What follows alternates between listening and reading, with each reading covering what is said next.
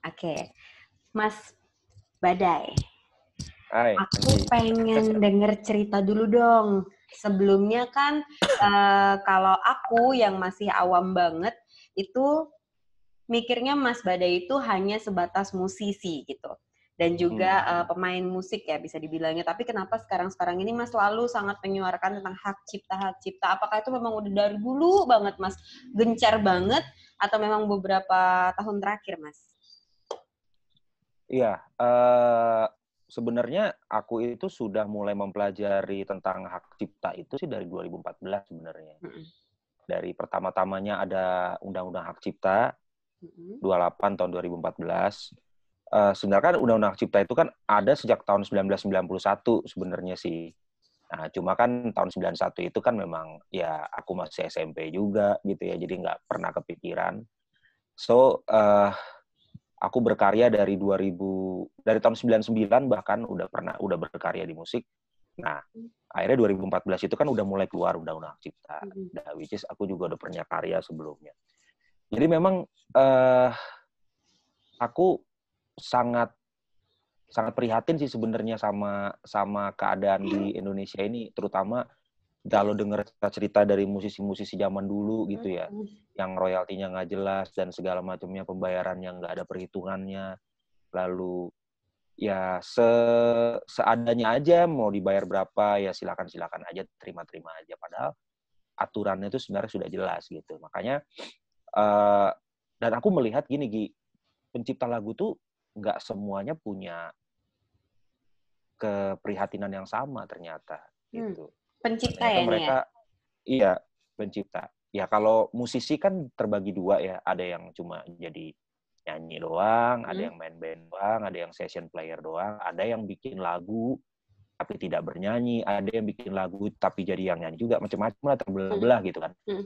Tapi yang jelas kalau yang punya karya pun sendiri itu juga terbagi lagi gitu. Jadi nggak semuanya mereka beranggapan bahwa copyrights itu adalah sesuatu hal yang penting untuk dijaga, bahkan dibela gitu loh. Karena Hmm. mereka masih beranggapan ya udahlah, maksudnya gua sih aman-aman aja, lagu gua di cover banyak orang, santai gitu kan.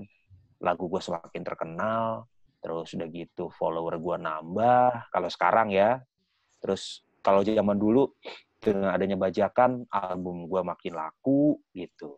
Hmm. Tapi tidak pernah menyadari bahwa sebenarnya itu merugikan mereka. Merugikan itu dalam arti bukan hanya merugikan secara ekonomi saja, tapi secara image itu mereka benar-benar tercoreng loh sebenarnya gitu. Jadi kalau kamu tadi nanya bahwa aku seniman, iya betul, seniman, main ngeband gitu ya, terus main musik, Hmm. lalu bikin lagu, yes gitu. Cuma Hmm. sejak 2014 aku tergerak aja. Ini sebenarnya gue udah mulai berpikir nih, kalau nanti gue mungkin ya puji Tuhan alhamdulillah gue sekarang tuh lagunya masih di semua masih airplay, lagunya Badai Hmm. waktu di Krispati ataupun gue bikin lagu buat yang teman-teman yang lain. Tapi apa kabarnya gue nanti nih 5 sampai 10 tahun lagi atau mungkin 20 tahun lagi? Ya mudah-mudahan masih ada gitu, masih sehat gitu ya. Tapi kalau udah nggak ada, terus anak cucuku mau makan apa, mau ditinggalkan apa, mau diwarisi apa gitu. Kalau tidak diwarisi oleh hak kekayaan intelektual dan copyright yang memang jelas pengurusannya gitu. Nah, Haki Kalau ini aku sih. sebenarnya hitungannya adalah sebuah karya yang utuh atau Hmm, hanya potongan sih, Mas? Kalau kita bilang mirip, banyak lagu-lagu yang mirip. Tapi mirip ini juga ya, ada yang mirip liriknya, mirip ya, nadanya. Banyak ya, macamnya kan, Mas. Kalau sekarang yang lagi rame kan itu karya yang dinyanyiin KKI sama ya, Rini. Kalau itu untuk mereka yang hidup di kemarin-kemarin mah itu lagunya Rini terkenal banget gitu ya. Tapi waktu betul. yang pas dinyanyiin sama KKI memang ada berkaitan dengan kehidupan pribadi, dia berdalih tidak tahu tentang lagunya Rini dan menurut Mas bagaimana?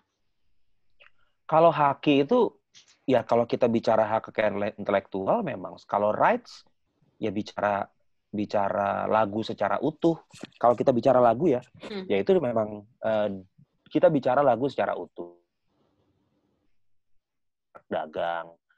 Ada juga haki itu bicara masalah konsep penulisan buku atau mungkin judul dan lain-lain. Tapi kan sebenarnya gini, konsep hak cipta lagu sama hak cipta merek dagang itu beda. Kalau hak cipta lagu itu bicara masalah prinsip deklarasi atau deklaratif, yaitu pertama kali dipublikasikan oleh si yang punya lagu atau yang artis yang menyanyikan lagu tersebut, itu mengandung deklaratif. Berarti saat itulah pertama kalinya hak cipta itu lahir. Jadi pertama kali yang buat atau pertama kali yang mempublikasikan. Atau kalau merek dagang, misalkan aku punya merek tapi yang daftarin kamu, ya kamu yang punya. Gitu. Jadi ini satu terminologi yang beda gitu. Nah, makanya kalau misalkan ada lagu yang mirip, misalkan mirip depannya, tapi miripnya semirip-miripnya, bahkan ada satu notasi atau satu bagian notasi yang benar-benar diambil plek dari notasi asli. Ya sorry itu aku harus mengatakan ya itu plagiat gitu. Meskipun orang yang melakukan itu ada dua hal. Pertama, mereka berdalih, ya gue nggak tahu kalau ada lagu itu sebelumnya gitu kan. Ya itu bisa diterima mungkin karena yang menyanyikan lagu itu generasi sekarang, ya kan. Ya mereka tidak punya banyak kurasi atau tidak punya banyak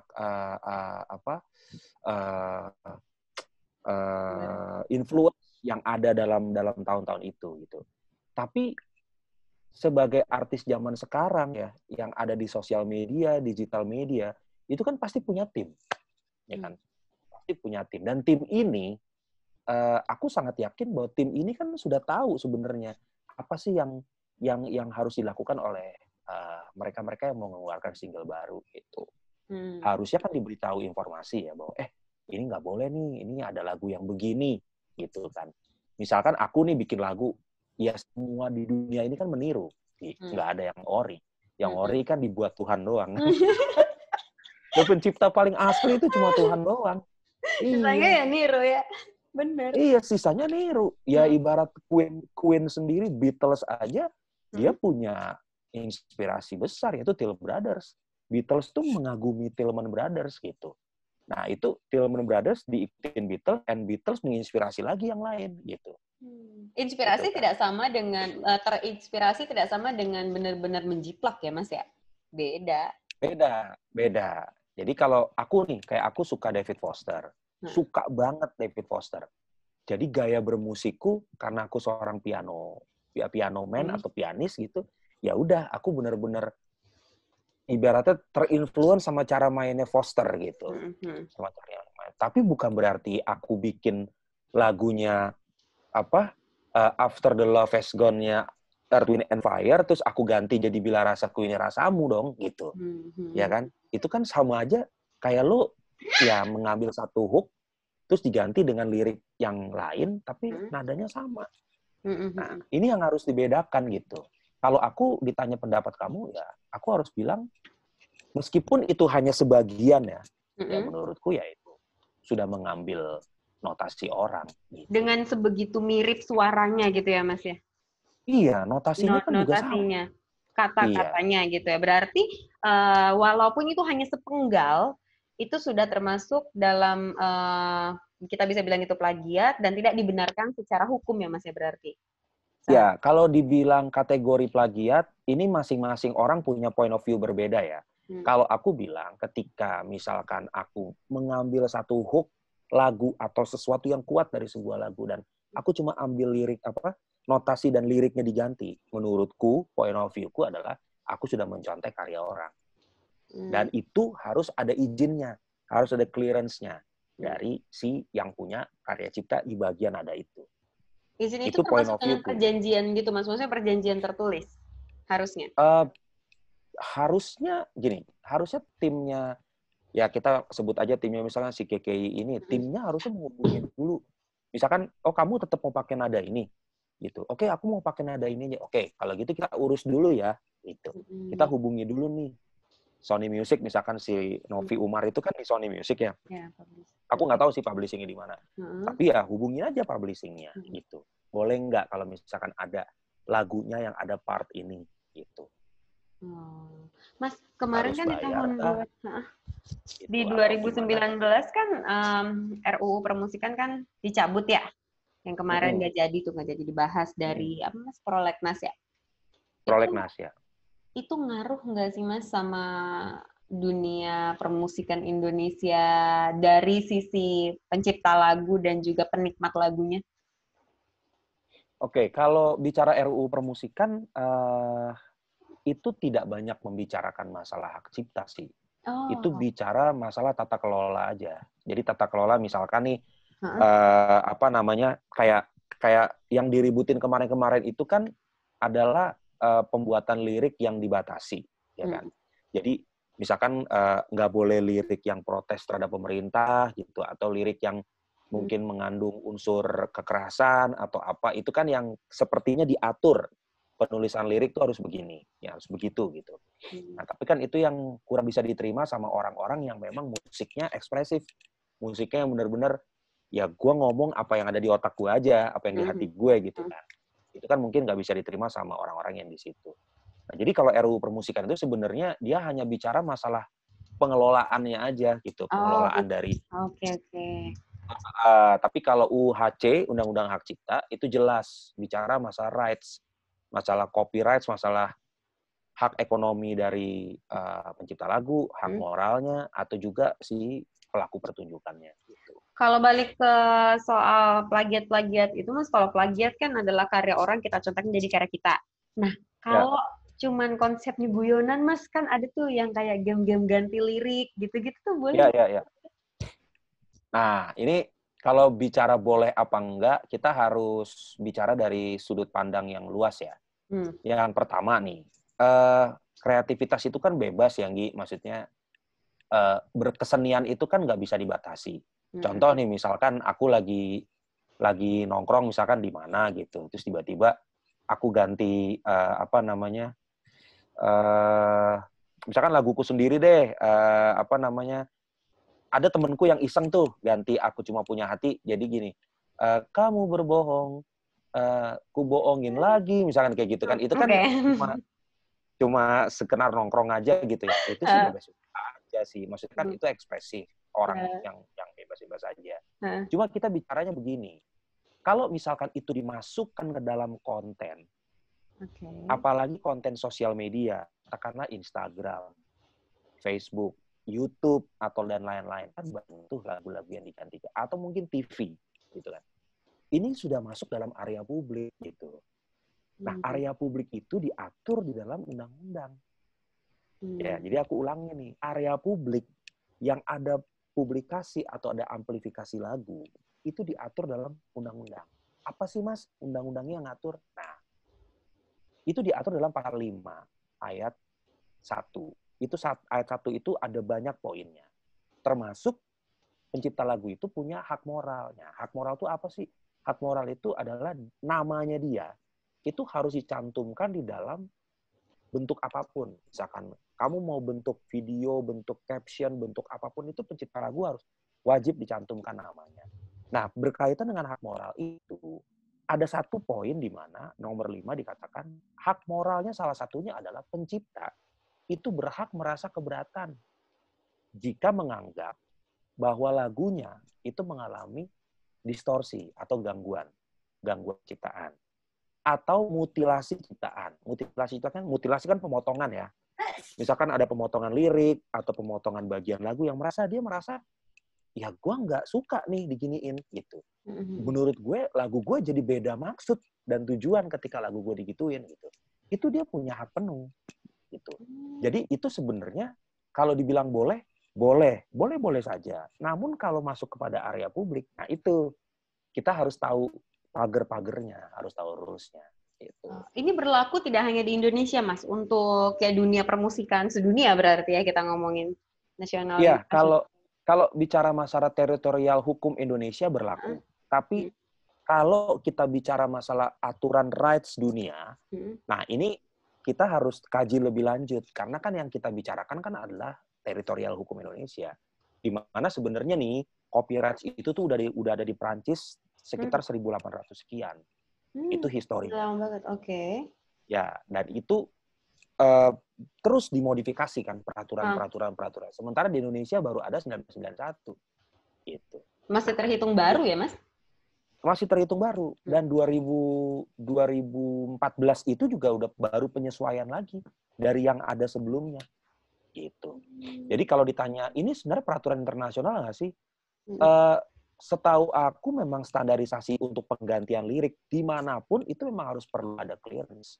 Gitu. Kan itu kan, jadi gini, prinsipnya itu adalah hak cipta itu melekat kepada penciptanya. Jadi melekat tuh maksudnya nempel. Dia tuh nggak bisa dipisahkan dari penciptanya, kecuali hak ciptanya dialihkan kepada kepemilikan orang lain.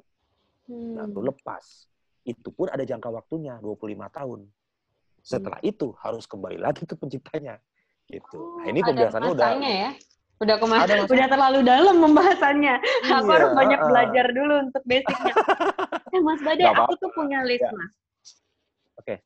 Punya list tentang artis-artis Indonesia, musisi tanah air yang lagunya mirip ini sama musisi luar. Di antaranya tuh ada Sheila on 7, ada Aura Kasih, Ahmad Dhani, bahkan Melinda dangdut juga ya. Sampai dulu Pop Melayu Angkasa juga ada, Gita Gutawa juga ada. Nah, kalau kaitannya sama musisi luar, terlepas dari udah izin dan lain-lain segala macam itu, seandainya ada konflik di dalamnya di kemudian hari, dan yang ternyata yang lebih dulu mengeluarkan karya adalah musisi luar, yang terjadi apa, Mas? Saat karya musisi dalam negeri udah happening banget, apakah mereka harus menghapus karya itu atau membayar royalti atau bagaimana? Nah, ini pertanyaan menarik. Jadi gini, memang benar sih banyak banget lagu-lagu Indonesia yang sepertinya hasil sudah terkenal di luar gitu kan. Nah, itu sebenarnya ada banyak aspek yang harus dikaji. Pertama, apakah label yang bersangkutan sudah bekerja sama secara konten dengan si pencipta lagunya? Bisa jadi si artis ini satu label dengan si penyanyi tersebut, si penyanyi asli tersebut. Let's say misalkan label Indonesia kan ada label internasional, misalkan Warner, Sony, Universal, terus apa segala macam yang license-nya atau dia pusatnya ada di luar. Itu mungkin saja terjadi satu kerjasama, mungkin aja gitu. Jadi misalkan kayak lagu A udah edar, terus dinyanyiin lagi sama penyanyi Indonesia diganti lirik, tapi notasinya sama. Itu bisa. Yang kedua, bisa aja mereka nggak tahu, mereka nggak sengaja juga, seperti yang kasus yang ya si KKI ini. Cuma kalau buat aku ya, aku kurang bisa menerima kalau ada musisi yang gue nggak tahu nih ada lagunya Queen yang ini gitu, atau gue nggak tahu nih kalau ada lagunya Basi Valdez yang ini, atau gue nggak tahu nih lagunya Aerosmith yang ini. Ya lu kemana aja gitu loh, maksudnya kan itu kan artis-artis legendaris yang sudah worldwide gitu penjualannya. Nggak mungkin lah kita ketika misalkan ada nadanya yang mirip kan harusnya kayaknya lagunya yang ini nih mirip nih, ganti deh. Misalkan kayak gitu kan, kalau ada kesadaran. Tapi terkadang juga ditabrak, gitu. Terkadang juga ditabrak. Nanti kalau misalkan ketahuan sama wartawan, atau misalkan ditanya, lagu ini ada headline news gitu, lagu band A mirip sama ini, gitu. Mereka selalu berdalih, ya mereka terinfluence, gitu. Terinspirasi. Sebenarnya, jawabannya udah normatif gitu. Udah normatif. Dan itu ketebak. Hampir semuanya begitu. Makanya kita harus bedakan dulu terminologinya, inspirasi sama sama plagiat. Ini beda banget gitu. Ini beda banget. Ini sesuatu yang kalau plagiat itu kan benar-benar kita mengambil notasi orang plek gitu. Ada juga song editor. Nah, kalau song editor itu lebih pintar lah menurutku ya. Dia menggabungkan influence dengan plagiat gitu. Tapi ngambil refnya dari lagunya si A, verse-nya dari lagu si B, bridge-nya dari lagunya si C, akhirnya digabung menjadi satu versinya dia. Menurutku itu cerdas. Tapi kalau di gitu. Menurut nah, tapi bisa juga memang sengaja dilakukan gitu. Memang dilakukan sengaja, bisa aja. Oh. Anggi. Halo Mas. Aku Ya. kayaknya agak itu sinyal. Terus gimana Mas? Sorry. Ya, jadi yang ketiga bisa saja itu sengaja dilakukan supaya gimmick dan segala macamnya. Nah, sekarang pertanyaannya kalau misalkan itu ketahuan, ya beberapa hal bisa terjadi. Pertama, mereka harus bayar ganti rugi, misalkan sama si pemilik hak ciptanya, kalau dia merasa keberatan. Kan ada tuh, kemarin ada band Indonesia yang melakukan itu juga dan harus melakukan pembayaran juga kan, adalah, kita nggak usah sebut namanya. Nah, Inisial. Inisial, pokoknya begitulah, ya kan. Filmnya terkenal kok. Oke. Nggak mau nyebut. Oke, lanjut. Ya, ini kan kita satu daerah nih, Gi. Maksudnya kan Okay. satu profesi, gitu kan. Pokoknya kan kita udah sama-sama tahu lah. Lalu, ya bisa aja hak ciptanya misalkan dibatalkan atau apa, bisa saja. Bisa karena sih itu ya, kan walaupun ada. berjalan ya. Ya, bisa. Kalau memang penciptanya merasa dia keberatan, itu bisa ditarik dari peredaran, bisa saja. Oke. Gitu. Mas, untuk yang awam-awam seperti aku ini, sebenarnya pengertian dan pemahaman tentang pentingnya hak cipta itu bisa disederhanakan bagaimana, Mas, penyampaiannya? Oke. Jadi gini, analoginya gini aja. Misalkan kamu punya mobil, ya, kamu punya mobil atas nama kamu, Anggi, ya. Lalu tiba-tiba aku datang ke rumah kamu, terus aku bilang, kamu nggak ada nih, kamu nggak ada. Terus aku bilang sama pembantu kamu, Mbak, kunci mobilnya Anggi mana gitu. Oh, ada tuh Mas Badai di meja tamu. Aku ambil dan aku bawa mobil kamu. Oke, aku bawa mobil kamu keliling-keliling Jakarta, wah sampai malam baru pulang. Akhirnya aku bawa pulang sih ke rumah kamu, aku bawa pulang. Terus kamu nanya, Mas, kok mobilku dibawa? Ya kenapa? Mobil kamu kan dipajang aja di garasi. Garasinya nggak ada pagar, ya berarti bisa semua orang dong pakai gitu. Ya nggak bisa dong Mas, kamu harus minta izin dulu sama aku dong, gini-gini. Itu kan mobilku. Oh gitu, ribet amat sih, kan kita udah kenal gitu, ngapain sih mesti izin-izin? Nah, kayak gitu. Jadi analoginya tuh gini, hak cipta itu, kamu bisa dengar suaraku nggak? Bisa. Bisa? Ya, jadi hak cipta itu Jadi, adalah si pagar itu ya berarti. iya, hak cipta itu adalah barang kepunyaanmu yang atas nama kamu. Maka ketika ada orang yang mau memakai barang atas nama Anggi atau barang atas nama Badai, yang itu berupa mobil, berupa lagu, berupa apapun, ya, itu memang sebaiknya si punya barang itu memang harus tahu untuk apa, bagaimana, dan bentuknya seperti apa. Analoginya begitu aja, yang paling gampang. Gitu. Jadi, kalau misalkan kita masuk ke rumah orang pun, kita masuk ke teras dan orangnya keberatan, gue nggak mau lu di teras gue, lu coba di pagar aja deh kalau mau ngobrol. Dengan satu dan lain hal, alasan dan sebagainya. Itu adalah hak yang punya rumah. Gitu. Nah, jadi yang paling gampang adalah, ya kalau kamu mau bawain lagu orang, kamu harus tahu bahwa satu lagu itu ada yang punya, ada yang menciptakan. Kecuali lagu yang diciptakan tahun 1800 sekian, sampai sekarang kalau mau dibawain lagi, bisa. Dan itu sudah public domain, udah punya publik. Jadi nggak perlu lagi harus minta izin sama ahli warisnya atau apa segala itu, udah nggak perlu. Karena menurut undang-undang, 70 tahun setelah pencipta lagu itu meninggal, maka ahli warisnya tetap dapat royalti. 70 tahun setelah meninggal penciptanya. Nah, lewat dari 70 tahun ke-71 itu sudah milik masyarakat. Gitu. Ada Jadi tidak ada. Itu semua ada dalam undang-undang hak cipta, gitu. Lalu gimana dengan penyanyi-penyanyi yang band-band kafe, terus habis itu kalau yang suka memang dia kontennya misalkan kayak di atau dia baru mau memulai gitu tuh Mas, terus tapi dia tidak punya pengetahuan yang dalam tentang aturan ini dan dia posting-posting di Instagramnya atau di YouTube-nya yang baru, itu gimana Mas? Kalau nggak ada yang tahu. Nah, kalau untuk pemain reguler, sebenarnya mereka nggak apa-apa bawain lagu orang, itu nggak masalah. Tapi ada aturannya, gini.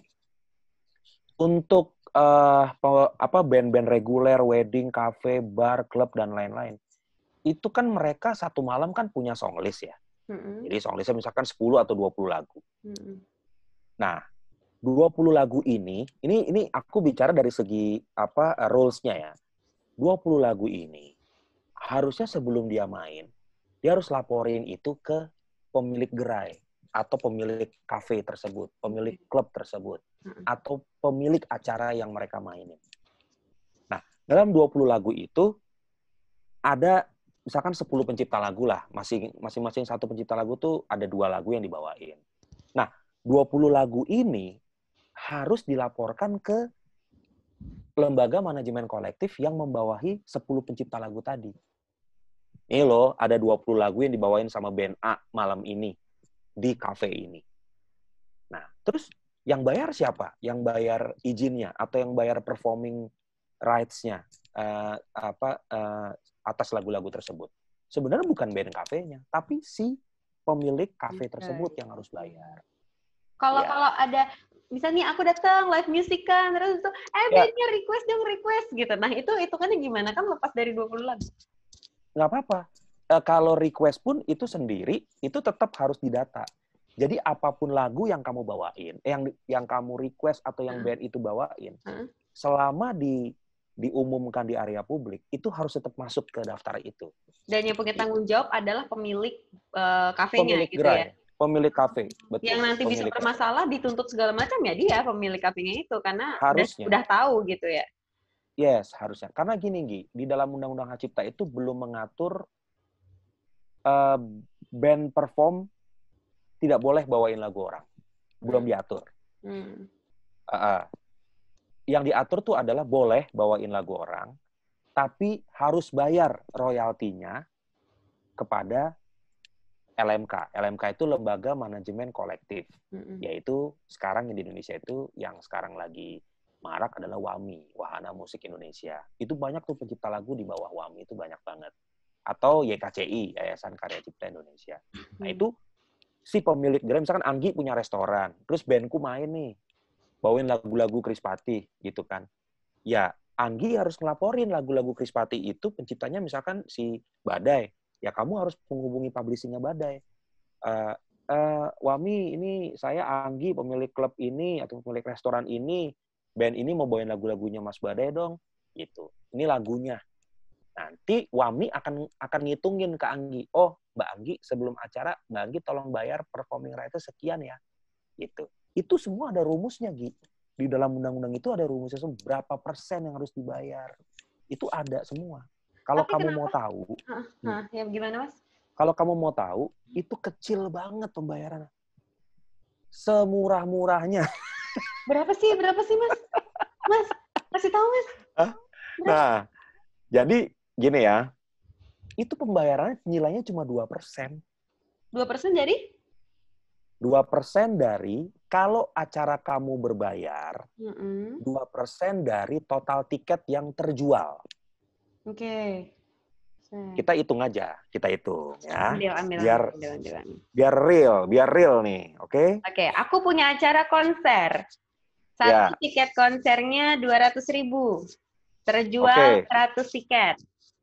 Oke. 200.000 kali 100 tiket. 20 juta. Betul. Oke. 20 juta ini adalah penghasilan kamu satu malam ya? Betul, tiketingnya. Ya. Nah, si pemain band kamu itu hanya membayar, lagu-lagu yang ada yang dibawain sama band kamu itu adalah yang harus dibayarkan ke pencipta lagunya hanya 2%. 2%. Dari ini. Dari tiketing. Ya, kali 0,02. Aku udah dapat angkanya. 400.000. 400.000. Oke? Nah, 400.000 ini bukan satu lagu. Hah? Bukan satu lagu. Terus? Dibagi berapa lagu yang kamu bawain malam itu. Oh, buat semuanya? Yes. Misalkan ada 10 lagu Krispati atau 10 lagu aku yang ada di Indonesia. Ini kamu bawain semalam. Ini tinggal dibagi 10. So, satu lagu hanya 40.000. Oh. Itu kan? Kamu bayarnya 400.000 tetap. Tapi kalau mau dihitung detail ke satu lagu, harganya hanya 40.000. Nggak seberapa dengan legendnya lagunya.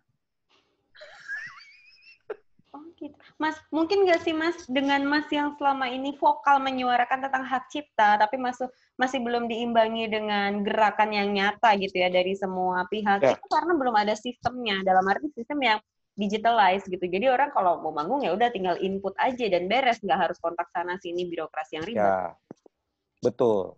Sistem area publik seperti restoran, bar, klub, dan lain-lain, itu memang belum jelas bagaimana sistem pembayarannya.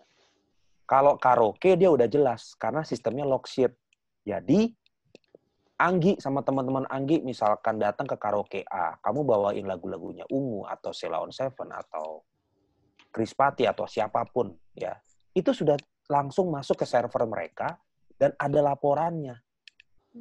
Nggak bisa bohong. Tapi kalau pertanyaannya gini, kalau misalkan acara-acara reguler kayak gathering perusahaan, gathering mobil, acara bank, atau mungkin apa segala macam, itu tidak bisa terdeteksi dengan baik. Kecuali konser-konser besar. Karena sekarang pun WAMI hanya mengkoleksi dari konser-konser besar saja. Nah, kalau konser besar kan kamu bisa hitung lah dalam 1 tahun konser besar di Indonesia ini berapa sih? Ya kan? Paling 2-3 konser, paling banyak juga 5. Dan tidak semuanya lagu Indonesia yang dibawakan. Itu. Nah, jadi kalau mau tahu, ya begitulah keadaan pencipta lagu di Indonesia ini. Menurutku, nilai ini sangat, ya aku pernah ngobrol sama salah satu petinggi Bekraf waktu itu, waktu aku diundang sebagai pembicara. Aku cuma bilang begini, Mas, kalau harga lagu saya, satu lagu ini 40.000, saya ngopi di tempat kopi terkenal aja, satu orang itu udah lebih dari 40.000. Kadang-kadang juga saya misalkan ngopi di jembatan penyeberangan juga, itu mungkin udah sampai 40.000, ditambah roti, ditambah apa, segala macam. Ya kan? Coba pikirkan aja, effort orang menciptakan lagu, se-legend itu lagunya, se-booming itu lagunya, tapi ketika itu masuk ke dalam jalan atau satu ruangan publik gitu ya, ini harganya cuma segini. Dalihnya adalah gini, kan ini seluruh Indonesia. Coba bayangkan Badai, kalau 40.000 dikali 34 provinsi, ya, dikali 30 hari, penghasilan kamu 40.800.000 loh. 1 bulan. Ya kan? Dikali 12 nih, Dai. 489.600.000. Ini penghasilan kamu. Oke, pertanyaan aku adalah, mampu nggak sih LMK ini menagih semua sampai kabupaten dan kelurahan? Mampu nggak? Susah banget pertanyaannya. Pasti enggak sih jawabannya. Belum mungkin, Mas. Belum. Iya, betul. Makanya aku bilang, coba dipikirkan, waktu itu aku pernah mengusulkan dengan pemerintahan yang baru. Aku bilang, coba ini dikaji lagi. Let's say 10% aja itu udah gila banget buat pencipta lagu. Dan itu berbanding lurus kok dengan yang mereka hasilkan selama ini gitu. Karena dari LMK saja, pencipta lagu tidak bisa mendapatkan garansi yang penuh ketika dia memandatkan pengelolaan royaltinya. LMK pun belum mampu untuk menagih sampai ke konser-konser kayak tadi. Gitu loh. Itu yang menjadi kesulitan kita. Gitu. Sampai saat ini ya Mas ya. Semoga kedepannya kita udah mau menghadapi 5.0, masa buat sistem begini masih ribet ya nggak sih? Itu Iya, masih betul, kayak betul, betul. angan-angan doang. Anyway, Mas, sebelum kita selesai ngobrol-ngobrol indahnya malam hari Iya, ini, iya. aku pengen pendapat pribadinya Mas tentang perjuangan Mas menyuarakan tentang pentingnya hak cipta terhadap kondisi musisi tanah air sekarang dong, apalagi sekarang saingannya sama konten kreator, YouTuber, selebgram Ya, dan ya. lain-lain yang agak susah gitu. Gimana Mas? Ya, aku sih sebenarnya memang berat untuk melakukan ini, berat banget. Artinya berat itu dalam arti bukan tidak bisa merubah ya, tapi ini perlu proses yang sangat panjang, perlu hati yang serendah-rendahnya untuk apa bisa menerima bahwa eh, hak cipta itu memang harus dihargai. Bukan hanya bicara masalah lagu, foto kan banyak banget tuh orang capture foto dari sumber foto yang lain tanpa di tag tukang fotonya atau siapa pemilik fotonya dan lain-lain gitu. Itu banyak banget. Tapi harapanku sih gini ya, mungkin yang akan menikmati ini bukan aku sih, tapi yang menikmati ini nanti yang menikmati ini adalah anak cucuku juga. Generasi-generasi nanti di bawahku lagi yang mungkin akan menikmati. Semoga saja sih. Cuma yang aku menjadi prihatin itu adalah ternyata pencipta lagu itu tidak semuanya mengalami atau memandang ini sebagai hal yang penting. Nah, itu aja yang menjadi keinginanku. Semoga pencipta lagu itu sadar bahwa berkarya itu nggak hanya manggung loh. Nggak hanya manggung. Nggak hanya dapat transferan cair gitu ya dari lo manggung tur 20 kota, 10 kota gitu kan. Tapi lo harus pikir lagu lo itu lo harus lindungi lo. Kalau enggak, ekosistem dari pencipta lagu Indonesia ini berantakan abis gitu. Ini yang harus kita perjuangkan. Aku sih nggak menyalahkan cover artis, no. Aku mendukung mereka. Tapi aku mendukung mereka untuk berkarya. Bukan mendukung mereka untuk jadi cover artis selamanya. Gitu. Karena ya orang yang berkarya itu akan merasakan pahit manisnya itu akan lebih merasakan dibanding kita membawakan karya-karya orang lain, dan pastinya akan lebih bangga gitu. Gua ternyata berhasil sama karya gua gitu. Kalaupun belum, ya coba terus, nggak ada yang nggak Mungkin bisa ya. gitu. Itu aja sih kalau aku sih. Ya Ya, mudah-mudahan semoga Indonesia ini bisa. didengar ya Mas ya sama semua pihak, buat yang suka cover, buat yang suka buat konten, buat yang pencipta lagu dan semuanya, karena harus integrasi, kalau enggak timpang nanti.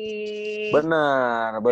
Dan sosialisasi sama peraturannya juga harusnya sih, ayo kita kasih edukasi terus. Makanya kan kalau kamu lihat sosial media aku selalu kasih Iya, edukasi terus. tiap Dan memang hari. itu betul bertabrakan dengan orang-orang yang ada resistensinya, apalagi generasi sekarang. Tapi ya aku harus lakukan itu terus gitu.